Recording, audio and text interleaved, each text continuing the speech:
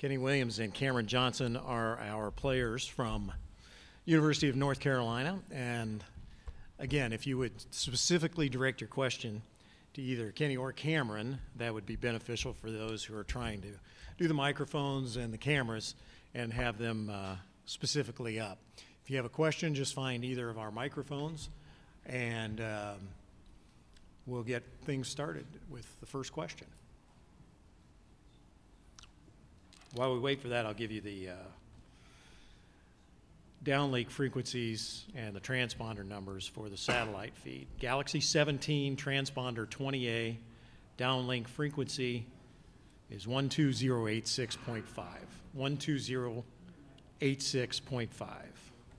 Okay, first question. Go ahead, sir.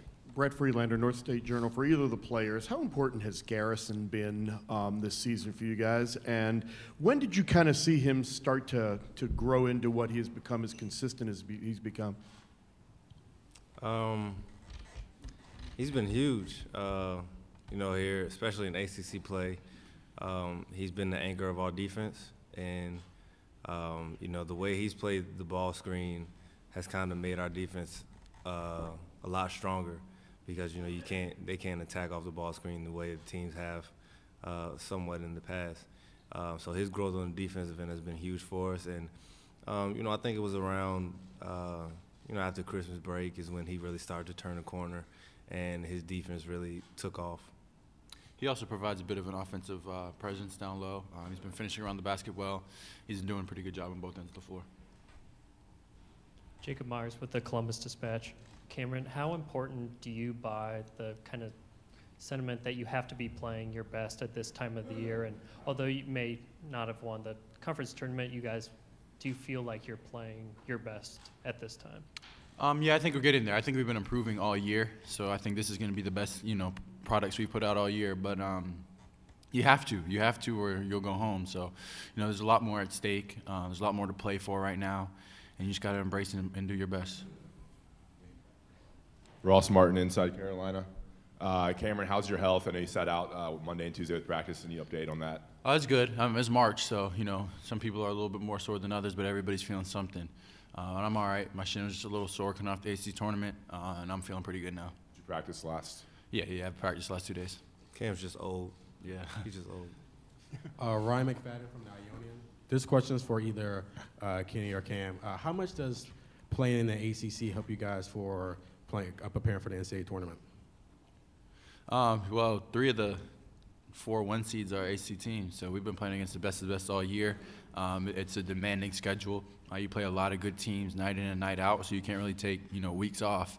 So that definitely prepares you for something like this. George Willis, New York Post. Cameron, just want to get your thoughts on Iona, team that struggled early part of the year, but is coming to this tournament having won, 10 straight games. They've won 10 straight, yeah. Like you said, they shoot the ball well. They like to get up and down. They got some guys that can score the ball. So we're just going to have to play our game. We're going to have to do what we do. But, from everything we've seen on film, they got some guys that can do some things pretty well. They got a good guard in McGill. They got a guy who can score, down low in Agee. And we got to go out there. We got to play our game. We got to rebound. We got to defend, do everything Coach wants us to do. The Columbus Dispatch. Kenny, a lot of people say that you have to have great guards to win in a tournament like this, experienced guards for that matter. In what ways, other than he's a freshman, but in what ways would you say that Kobe is experienced? Kobe's a player, so he's not. I don't think he hasn't played like a freshman all season.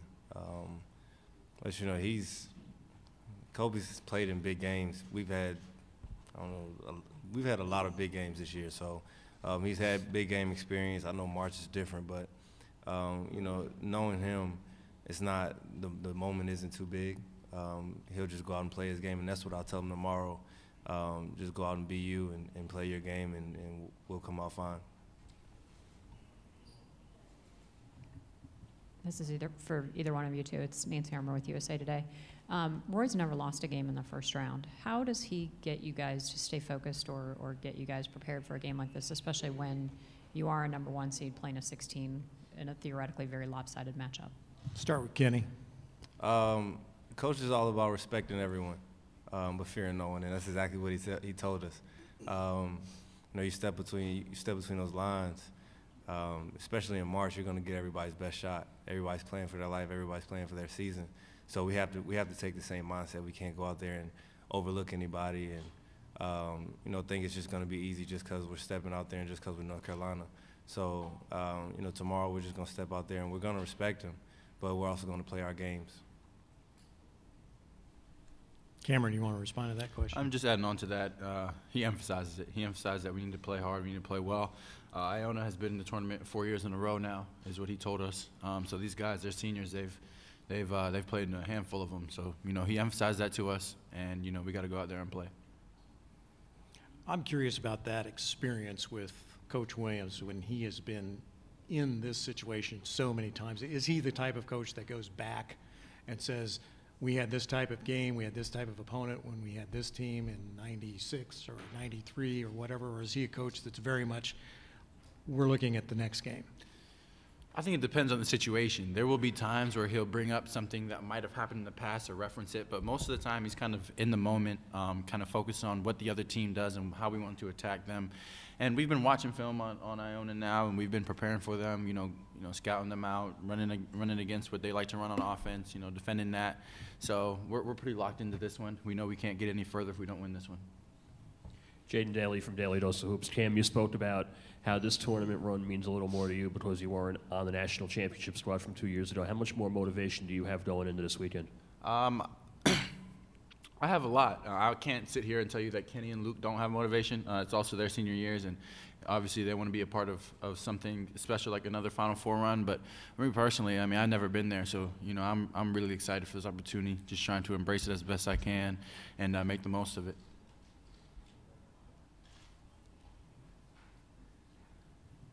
Mark Herman from Newsday, New York, for both Kenny and Cam. Just to build on what you were saying before about how seriously you take this, what did you think last year when Virginia lost to a number 16 seed? Did you watch it, and what was your reaction to it? Kenny? We were actually all watching it in our meeting room at the hotel together, and it's just something that you don't really expect it, especially with a team like Virginia. But we just didn't want it.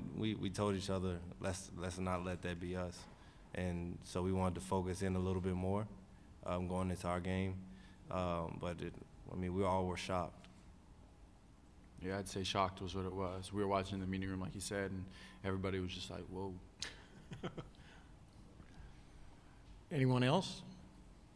Terrific job by our players. Thanks very much. Thank you. Coach Williams will be here momentarily. Thank you.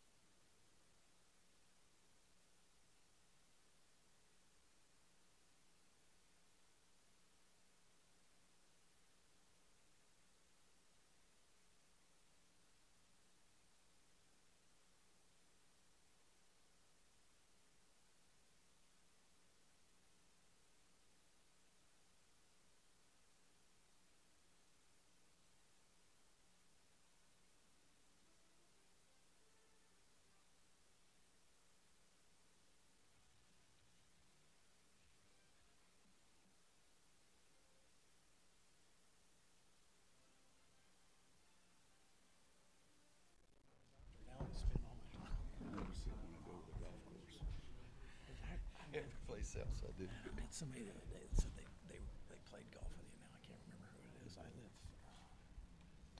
literally 100 yards from North Carolina, barely into South Carolina, over in the mountains, Okay, where? in the cliffs. Oh, yeah, 'cause see, I've got a house at, right south, on the south side of Hendersonville, Flat Rock. We love it. Yeah, that's 10 minutes from me. Kenmure is where I've got a house. Really? Yeah. That's 10 minutes. We're having a good conversation up here in case you guys were interested. Coach Williams, nice enough to join us despite being well under the weather. So we will move on with your questions for Coach. Yep. Well, go ahead and start with a statement. Okay, we're the same thing everybody's going to say. We're happy to be here. We're thrilled that we're still playing, and some of the other guys are not. We had a good practice this morning. We'll shoot around here is all we'll do this afternoon. But Kenny, Luke, and Cam have done a great job of leading our team, and then Garrison, Nasir, Kobe, those guys have really done a great job for us, helping the seniors get from game to game. And Kobe's been a scoring machine for us several times, and we've needed it every time. But he's been great at listening to Cam, Kenny, and Luke, and also understanding he's pretty doggone good himself. We'll open it up for questions. Start in the front. Thanks. Coach Ryan McFadden from the Ionian. Just what are your, from film have you seen from Iona, what are your impressions of the team? Well, every time I hear the word Iona, it reminds me of Jim Valvano, Iona College. And he said, "You own a college?" You know, but you have to be old enough for me and Feinstein, we remember that. But when I watched them play against Monmouth in the finals of the conference tournament. Tim Cluess, good guy. He was Danny Green's high school coach, so I've known him for a long time, and I'm not trying to act like we're bosom buddies or anything, but I thought he was a really good coach then, and think it even more so now.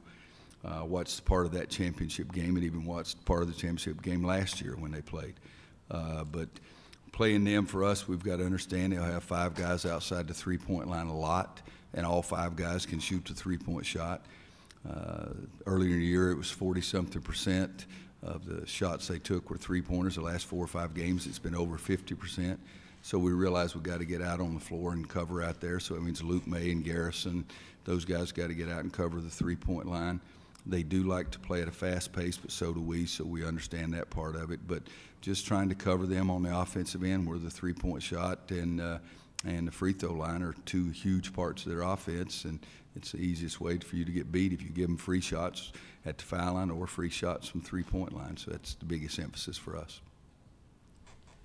Brett Friedlander, North State Journal. Roy, did Cam, his shins, was that a wear and tear kind of situation, or did something happen last week in Charlotte and was holding him out of practice a couple of days just a precaution? Or are you concerned? No, I'm not concerned. Well, I'm concerned, yeah, but it's not something I laid awake at night about, kind of thing. Doug and Cam and the doctors have looked at it, taken x-rays or whatever it is they do, and I think it just flared up last week. I don't know if it was one specific incident that made it happen, but we thought it was good. I mean, he's 23 years old, and I held him out of a shooting practice. You know, it's just, I told him when you get to be 23, you get to hold out of shooting practices. But then yesterday he did almost everything. Today he did everything, and doesn't seem to have any problems. But you're talking about a guy who's probably handled pain for a longer period of his life than any basketball player I've ever been around. And so he does a great job of that. But I fully expect that he'll play the way he's been playing. Jacob Myers with the Columbus Dispatch. For Kobe, a lot of people talk about you need experienced guards to make deep runs. What makes Kobe different than other freshman guards in this tournament? And then when he's not on the floor, how does that kind of change? You know, I don't know what he's different from other freshman point guards in the tournament, but he's, you know, we've played 30-something games. We're 26-6 or 27-7 or something like that. So he's played 30, 35 games.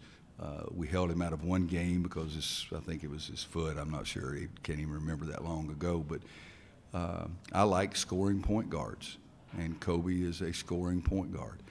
He's a guy that scored more points in high school basketball in the state of North Carolina than anybody in history. So I'm not going to get him and say, okay, you can't shoot. It'd be sort of silly, and I do some silly things, but that's not one of them. But he has an ability to put the ball in the basket. He's a good shooter, and I think will eventually be a great shooter. He can attack the basket really, really well. He has no fear attacking the basket. He's better defensively than anybody ever even thinks about. He's won our defensive player of the game, I think the second most of anybody on the team. Garrison's won it the most. Kobe's won it the second most. So he's a complete and all-around player. And, you know, the kids nowadays aren't like freshmen were 20 years ago. I mean, kids nowadays are freshmen. They've been everywhere. And I can remember I started coaching, we'd tell a kid, you come here, we're going to take you to Hawaii once every 4 years. Well, every high school player goes to Hawaii now, so it's no big deal. But he's extremely gifted, extremely competitive, extremely good. I mean, he's really a good player. Really good players even in their freshman year, whether you go all the way back to Purvis Ellison or Michael Jordan or what, some freshmen have done great things in this tournament, and usually they did it during the regular season as well. Go ahead. Roy, Nancy Armour with USA Today. I've got 2 questions for you. You said earlier in the week that the teams that have either won titles or made really deep runs have always had really good weeks of practice before the tournament starts. So wondering how your guys were earlier this week. And then you've never lost in the first round. How do you keep guys? If we lose, don't let me know where you live. But how do you keep if that's perceived as a threat, it's true, okay? But how do you keep guys focused and you know, engaged in a game like this where you are theoretically a pretty heavy favorite? Yeah.